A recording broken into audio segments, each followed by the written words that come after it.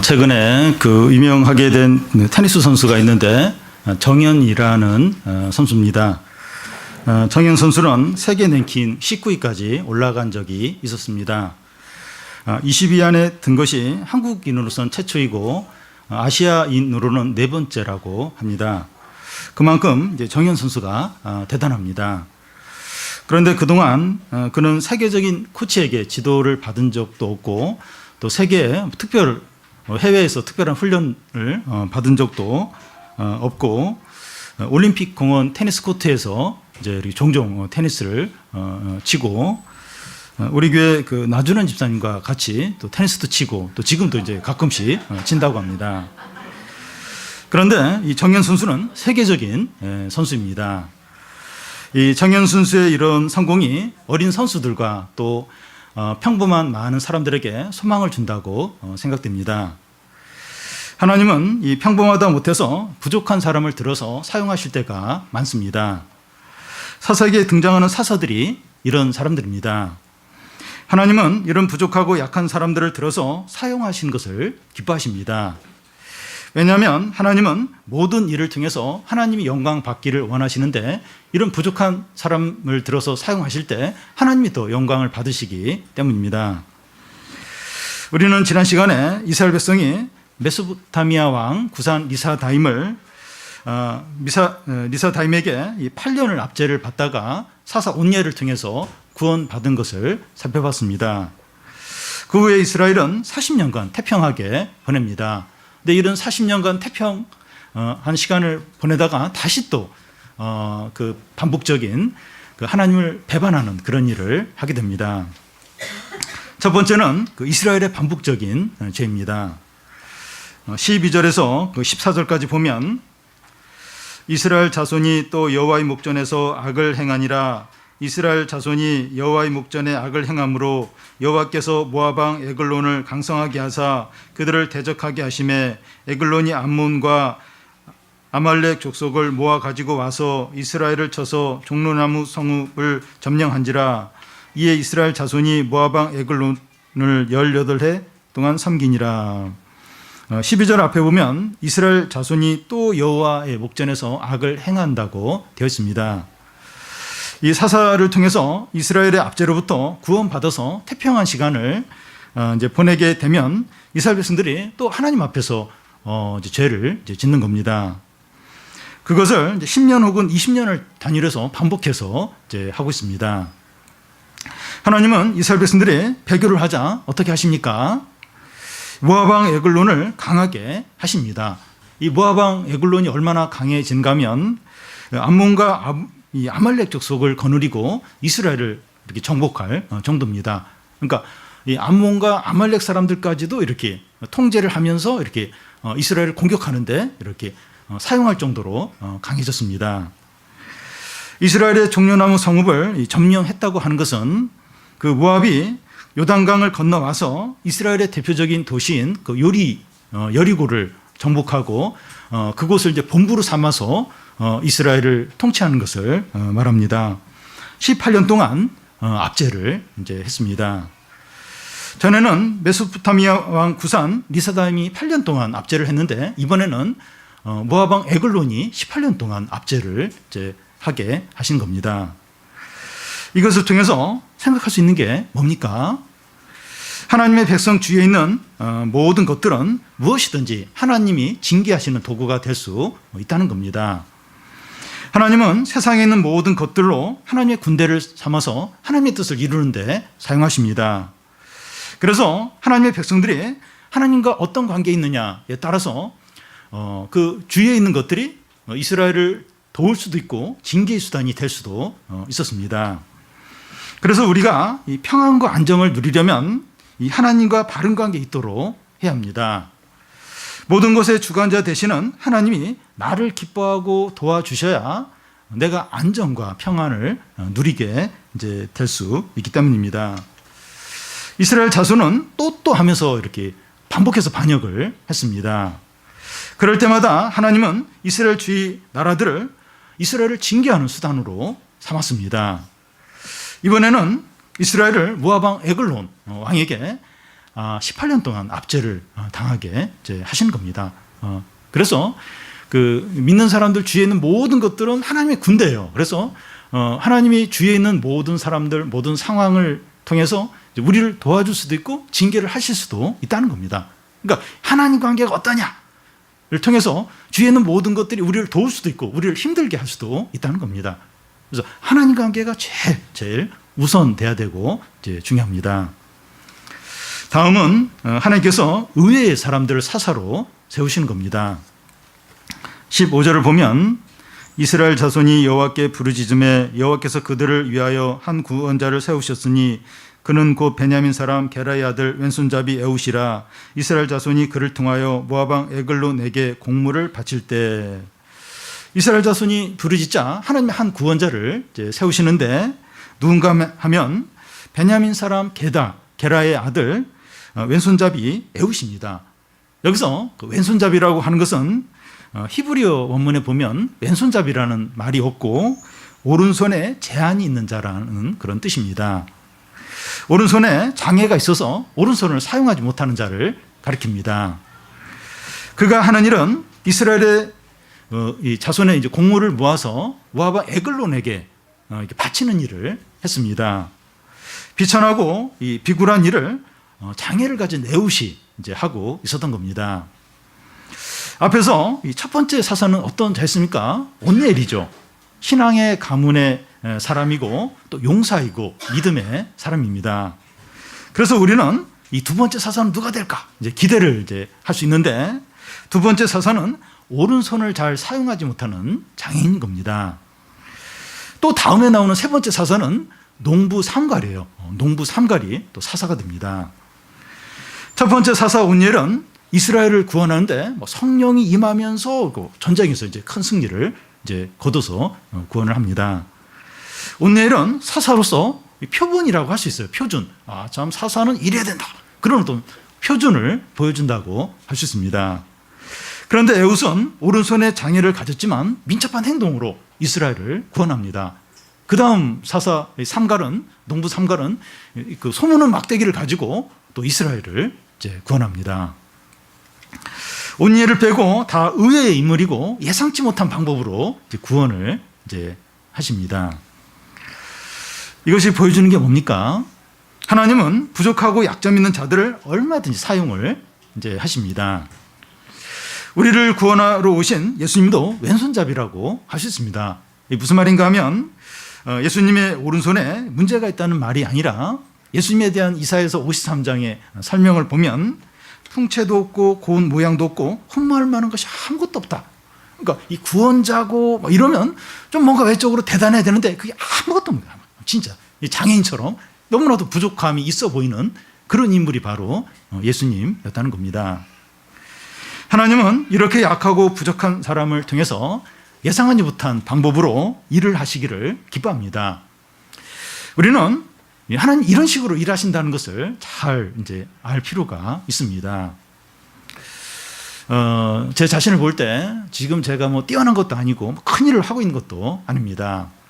그렇지만 지금 제가 목회를 하고 있고 또 청소 사역을 이렇게 하고 있는 게 참 귀한 일이라고 생각됩니다. 저를 객관적으로 보면 모든 부분에서 부족해요. 열등합니다. 다른 뭐 여러 목회자들, 목사님들 비교할 때 진짜 열등합니다. 그런데 하나님께서 약한 자를 사용하시기 때문에 제가 사용되는 겁니다. 우리 교회 안에 그런 분들이 많이 있어요. 참 부족한 듯한데 하나님께 잘 사용되는 분들이 여러분이 계십니다. 하나님이 왜 이런 식으로 일을 하십니까? 이 고린도전서 1장 25절에 나오는 말씀처럼 미련하고 약한 것들을 사용하셔서 강하고 지혜로운 것들을 패하시기 위해서입니다. 그래서 아무 육체도 자랑하지 못하게 이제 하는 겁니다. 오직 하나님의 능력과 지혜만이 드러나고 찬양받기 위해서입니다. 여러분, 이 하나님의 일을 하려면 어떤 높은 수준에 있어야 하거나 외적인 자격을 갖춰야 하는 것이 아닙니다. 에웃과 상과 같이 상갈 같은 사람이 하나님의 도구로 사용이 되었다면 외적인 것이 아무리 부족해도 얼마든지 하나님께 사용이 될 수 있다는 겁니다. 문제는 자신의 삶을 하나님께 드리려고 하느냐, 드리지 않느냐 하는 것이고, 일어나 믿음의 싸움을 하려고 하느냐, 하지 않느냐 하는 것이 그게 중요한 겁니다. 그 사람의 외적인 또 어떤 재능, 이게 결정적인 것이 아니라 일어나서 믿음의 싸움을 하려고 하느냐, 안 하려고 하느냐, 자신의 삶을 하나님께 드리느냐, 안 드리냐, 이게 결정적으로 중요하다는 겁니다. 우리가 믿음의 싸움을 하려고 하고 우리의 삶을 주님께 맡기기만 하면 하나님이 우리를 통해서 얼마든지 놀라운 일을 하실 수 있습니다. 다음은 그 에웃을 통한 이 구원입니다. 16절부터 25절까지 쭉 나와 있는데요. 그게 어떤 내용인가 하면, 에웃이 이스라엘의 곡물을 모아서 그 모압 왕 에글론에게 이 조공을 바치는 임무를 맡고 있었습니다. 에웃이 장인이었기 때문에 모압 사람들은 그를 경계하지 않았습니다. 에웃이 이스라엘을 구원하기 위해서 사사로 세움을 받았을 때 성령께서 어떤 지시를 내렸던 것 같습니다. 그래서 에웃이 이런 일을 하지, 자기가 막 생각하다가 충동적으로 이런 일을 해야겠다 그렇게 한 건 아니고, 성령께서 어떤 지시를 내렸다고 생각됩니다. 그래서 에웃은 한 규빗이 되는 좌우의 날성컴을 만들어서 오른쪽 다리 옷 속에 넣습니다. 왼손잡이니까 왼손이 바로 이렇게 뻗어서 이렇게 딱 칼을 빼야 되니까 오른쪽 다리에 그 칼을 잘 이렇게 예리한 칼을 만들어서 그 오른쪽 다리에 딱 숨깁니다. 에웃은 곡물을 모압 왕에게 바치고 나서 곡물을 짊어지고 왔던 사람들과 함께 돌아가다가 중간에 그 사람들을 돌려보내고 자기 혼자 왕을 다시 찾아갑니다. 모압 왕에게 와서 하는 말이, 은밀한 일을 왕에게 할 말이 있다고 말합니다. 그러자 이 모압 왕은 반역자에 대한 정보를 알려주려고 하는 건가, 아니면 뇌물을 나에게 주려고 하는 건가, 이러면서 사람들 다 나가라고 하고 단둘이만 있게 됩니다. 그때 에웃은 하나님의 명령을 받들어 왕에게 고할 일이 있다고 이렇게 말하자, 그 모압 왕은 무슨 반역자의 어떤 명단이나 뇌물을 주려고 하는 걸 기대했다가 같이 하나님의 어떤 명령에 따라서 말을 한다고 하니까 깜짝 놀라서 그 자리에서 벌떡 일어납니다. 그러자 에웃은 왼손으로 칼을 뽑아서 왕을 찌릅니다. 그런데 얼마나 세게 찔렀든지 칼자루까지 따라서 그냥 그 몸속 안으로 들어가 버리는 겁니다. 칼끝이 등 뒤까지 나가고 이 칼을 몸에서 빼지 않으니까 기름이 칼날에 엉키게 됩니다. 에웃은 현관을 나와서 다락문을 문을 딱 잠그고 도망을 칩니다. 그런 후에 왕의 신하들이 왕에게 왔는데, 이 다락문이 안에서 잠긴 것을 보고 서로 말하되, 왕이 이 다락방에서 발을 가리우신다 하면서 서로 말합니다. 여기서 발을 가린다는 의미는 대변을 보는 것을 말합니다. 신하들이 왜 그렇게 생각을 했는가 하면, 그 22절에 그 끝이 등 뒤에 나갔고 하는 말이 히브리어로 그것이 뒤에서 나왔고 하는 그런 말입니다. 여기서 뒤는 항문을 말하는데, 그것이 항문에서 나왔다면 그게 뭡니까? 똥입니다. 똥. 똥 대변을 말합니다. 에글론 왕이 칼에 찔리면서 똥을 싸웁니다. 그 냄새가 밖으로 나오는 거예요. 그러니까 그 신하들이, 지금 왕이 지금 안에서 지금 대변을 보고 있구나, 그렇게 생각을 한 겁니다. 그래서 밖에 오래 기다린 거예요. 다 그 일을 치룰 때까지. 그 사이에 에웃은 멀리 도망을 친 겁니다. 하나님이 에웃을 통해서 구원을 이루시는데 에웃에 맞게 일을 하시는 것을 볼 수 있습니다. 에웃은 온니엘의 경우처럼 사사로 임명받았지만 성령이 부어지는 이런 경험은 하지 않았습니다. 그렇지만 그는 이 곡물을 바치는 자로서 모압 왕에게 의심을 받지 않았고 신임을 받았습니다. 사람들은 에웃의 오른손에 장애가 있는 것을 바라보면서 그가 이렇게 칼을 사용할 줄, 그런 생각을 미처 하지 못한 겁니다. 적들에게 전혀 위협거리가 되지 않았던 겁니다. 장애인이니까 이렇게 무슨 칼을 빼서 누구를 해치겠는가, 이런 의심을 전혀 안 했던 겁니다. 그래서 모압 왕은 그런 에훗을 경계하지 않고 단둘이 기꺼이 이제 있었던 겁니다. 에훗은 그것을 잘 이용해서 모압 왕을 죽이고 이스라엘을 구원했습니다. 여러분, 하나님은 일하시는데 자유롭습니다. 첫 번째 사사인 온니엘에게 하셨던 똑같은 그런 방법으로 에훗에게 하지 않았습니다. 하나님은 다양한 사람과 다양한 방법으로 일하십니다. 어떤 틀이나 어떤 방법에 매이는 것이 아니라 사용하는 사람에 맞게 일을 하십니다. 어떤 분야에서 이 고수들, 여러 음식의 요리에 있어서 고수나 또 스포츠계의 고수나 또 여러 분야의 음악의 고수나 이 고수들은 일을 할 때 자유롭습니다. 하나님은 고수 중에 고수예요. 그래서 일을 자유자재로 원하신 대로 하십니다. 그래서 우리는 남과 비교하는 것이 아무런 의미가 없습니다. 우리가 다른 어떤 사람처럼 되어야 하는 것이 아니라 우리 자신으로 충분합니다. 이렇게 주님의 일을 하려면 또 무슨 일을 하려면 이런 것이 갖춰야 돼. 그래서 남하고 비교를 하기가 쉬운데 비교할 게 아무도 없어요. 그냥 내 자신으로 충분합니다. 약점이 있고 부족한 점이 있다면 그 약점이 주님의 일을 하는데 방해가 되는 것이 아니라 그 약점을 통해서 하나님은 일하실 수 있습니다. 몸이 약한 사람은 무리하지 않고 그 한계 안에서 주님의 일을 할 수 있고, 이 고집이 있고 자기 생각이 강한 사람은 하나님의 뜻을 우직하게 밀고 나가면서 주님의 일을 하게 하십니다. 그러니까 꼭 그 사람이 해야 될 그런 일이 있어요. 이건 우직하지 않으면 이렇게 하지 못할 그런 일들은 또 그런 좀 고집이 센 그런 사람이 이렇게 주님 안에서 변화가 되어서 그런 고집스럽게 그런 일을 해내게 이제 하시는 겁니다. 이 공동체 안에 보면 이런 사람 저런 사람이 있어요. 근데 하나님은 다 그런 사람들을 사용해서 하나님의 일을 하십니다. 우리의 약점과 부족한 점이 무엇입니까? 그것이 영적으로 얼마든지 유익하게 사용될 수 있습니다. 중요한 것은 우리의 약점과 부족에도 불구하고 일어나서 믿음으로 사고하는 겁니다. 그게 이제 중요합니다. 에훗이 모압 왕 에글론을 죽이자 그것이 기폭제가 되어서 이스라엘 백성들이 다 일어나서 싸우기 시작했습니다. 27절부터 30절까지 한 절씩 교대로 읽겠습니다. 그가 이르러 에브라임 산지에서 나팔을 불매 이스라엘 자손이 산지에서 그를 따라 내려오니 에훗이 앞서 가며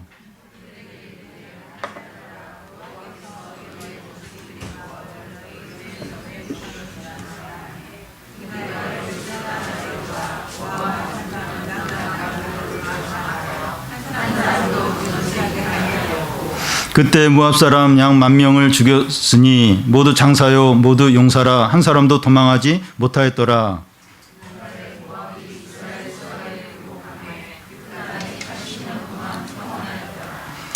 이스라엘 백성들은 18년 동안 주저앉아서 낙심 가운데 있었습니다. 그런데 에훗이 모압 왕을 죽이고 전쟁의 나팔을 불자 그 자리에서 일어나서 싸우기 시작했습니다. 요단강 나루터에서 모압의 용사 10,000명을 죽였다는 겁니다. 이게 어떻게 된 건가 하면 이제 모압 사람들이 이제 이스라엘을 이제 지배하려고 요단강을 건너서 여리고성을 중심으로 이제 이스라엘을 이제 다스렸어요. 이제 모압 사람이 많이 와서 이스라엘 땅에서 살았던 겁니다.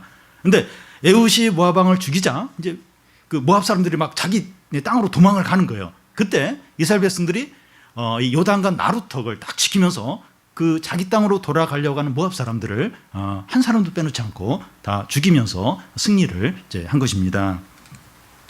18년 동안 압제를 당하면서 모압을 절대로 못 이길 것 같이 그렇게 여겼는데 일어나서 싸우니까 크게 승리를 하는 겁니다. 그 이후로 80년 동안 태평한 세월을 보내게 됩니다. 그러니까 사사시대 동안 가장 긴 평화를 이제 누리게 됩니다. 일어나서 싸우라는 겁니다.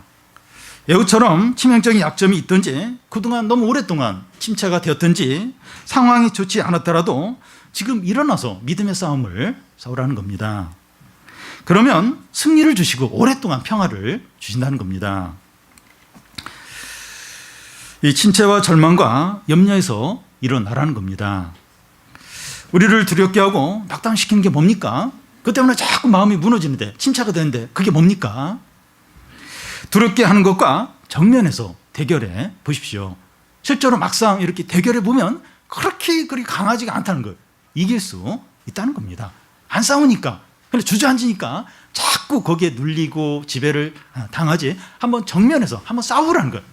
그래, 한번 내가 자꾸 그걸 두려워하는데 한번 내가 부딪혀 보겠다, 한번 해보라는 겁니다. 마지막으로 농부 상가를 통해서도 하나님께서 이스라엘을 구원하십니다. 31절을 우리 같이 한번 읽어보겠습니다. 에훗 후에는 아나세 아들 삼갈이 있어 소 모는 막대기로 블레셋 사람 600명을 죽였고 그도 이스라엘을 구원하였더라. 소 모는 막대기라고 하는 것은 소를 길들일 때 사용하는 막대기를 가리킵니다. 이것을 통해서 볼 때 삼갈은 평범한 농부였습니다. 블레셋은 이스라엘의 이웃 나라로서 이스라엘을 오랫동안 괴롭힌 그런 아주 강인한 민족입니다. 그런데 삼갈이 창이나 새 막대기도 아니고 소를 길들인 데 사용하는 막대기로 블레셋 사람 600명을 쳐서 죽인 겁니다. 그러면서 이스라엘을 구원했어요. 손에 쥐어져 있는 하찮은 것을 통해서도 하나님의 구원을 이룰 수 있다는 겁니다. 이것을 통해서 생각할 수 있는 게 뭡니까? 싸움은 힘의 문제가 아니라 신앙의 문제입니다. 손에 쥐어져 있는 무기나 상대방의 강함이나 주위 상황이 결정적이지 않다는 겁니다. 우리에게 성령이 임하면 손모는 막대기나 하찮은 것을 통해서 얼마든지 큰 구원이 일어날 수 있다는 겁니다. 성령의 능력이나 하나님이 우리와 함께 하심이 결정적입니다. 하나님이 우리와 함께 하시고 성령의 능력이 함께하면 놀라운 일이, 기적이 나타납니다. 여러분, 주님은 오늘도 우리가 온니엘처럼 모범적인 사람이든지 에훗처럼 약점을 가졌든지 삼갈처럼 가지고 있는 것이 아무것도 없더라도 일어나서 믿음의 싸움을 싸우라고 하십니다. 우리의 진정한 사사는 주님이셔요.